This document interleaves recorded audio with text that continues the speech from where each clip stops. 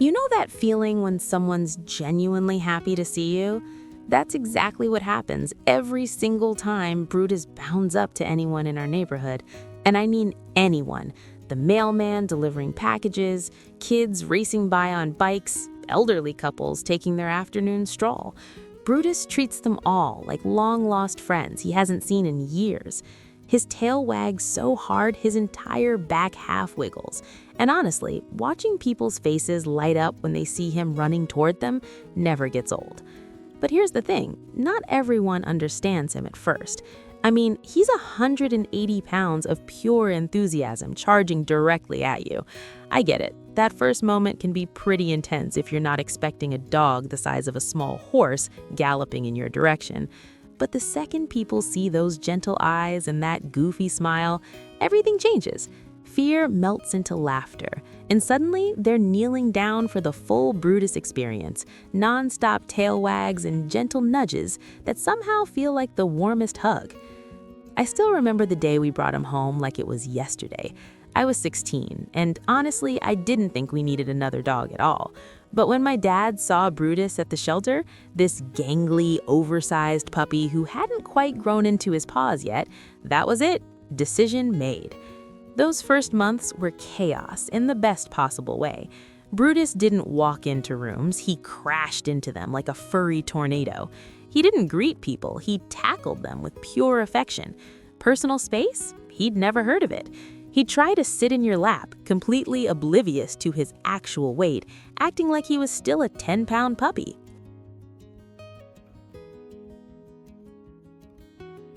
When I started college, money was tight, really tight. I'd come home exhausted, stressed about exams and my major and whether I was making the right choices. But Brutus never cared about any of that stress. The second I walked through that door, he'd be there, all 180 pounds of unconditional love and unwavering support. He'd rest his massive head on my lap while I studied late into the night, and somehow, that simple gesture made everything feel manageable. Like whatever problem I was facing, we could figure it out together. Then came the year I'll never forget. My grandmother got sick, really sick. She'd been my constant, the person I'd always call when things got tough, who always had the right words to say. When she passed, I felt like a piece of my world just disappeared completely. The grief was overwhelming and suffocating. Brutus knew. I don't know how dogs do it, but they just know when something's wrong.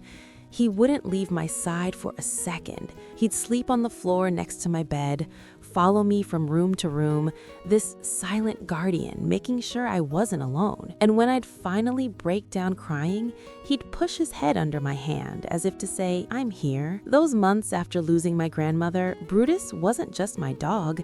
He was my therapist, my constant, my reminder that life still had good things worth living for in it.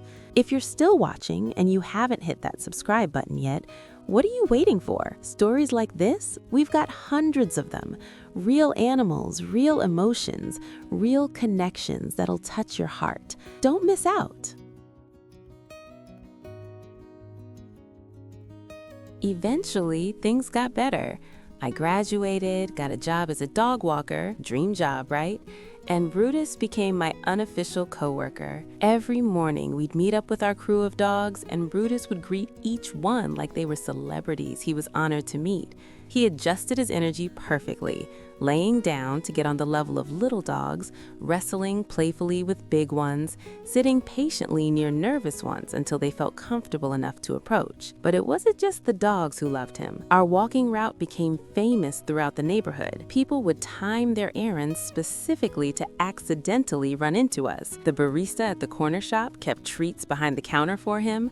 The crossing guard knew him by name and would light up every time we passed. We became a beloved fixture in our community, and watching this gentle giant bring so much joy to everyone made me realize something important. Sometimes, the best thing you can do in this world is just show up with kindness and enthusiasm. That's Brutus's whole philosophy, and it works. Everything was perfect until last spring.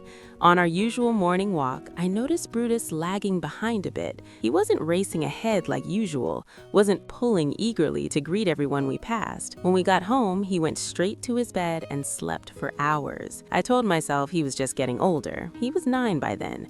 But deep down, I knew something was off.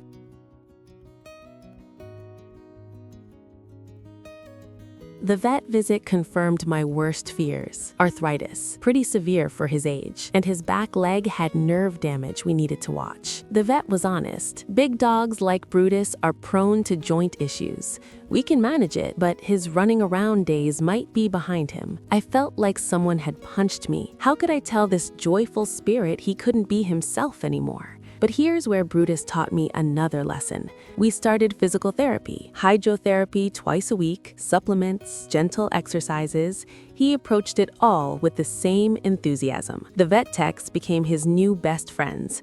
The therapy pool became his favorite place. He'd paddle around with a huge smile, tail wagging even underwater, making everyone laugh. Slowly, he got stronger. We modified our walks, shorter distances, more breaks, a supportive brace, but the spirit, that never changed. He still lights up when he sees someone walking toward us. He still wags his whole body when a kid asks to pet him. He still treats every day like it's the best day of his life. Last week, an elderly man stopped us on our walk. He was using a walker, moving slowly, but he had this huge smile. "I've been watching you two for months," he said. "I had a bad day today, rough doctor's appointment, feeling old and useless. But then I saw you coming down the street and I thought, if that dog can keep going with all his challenges, so can I." He knelt down, which clearly took effort, and Brutus gently rested his hand on the man's shoulder. They stayed like that, two beings who understood struggle and resilience, connecting without words. That's when it hit me. Brutus isn't just a dog who likes people. He's a reminder that joy and kindness can exist even when things are hard. That showing up with love, even when your body doesn't cooperate, matters deeply. That connecting with others, really connecting, is what makes life worth living. So here's my question for you. When was the last time you approached the world with that kind of openness? When did you last let yourself be genuinely happy to see someone? Drop your thoughts in the comments. I'd love to hear your stories. Because at the end of the day, maybe we could all learn something from a giant dog who runs to say hi to everyone in his town, even when running is hard, even when it hurts, even when the world tells you to slow down. Sometimes the best thing you can do is keep showing up, keep sharing love, and keep making people's days a little brighter, one enthusiastic greeting at a time.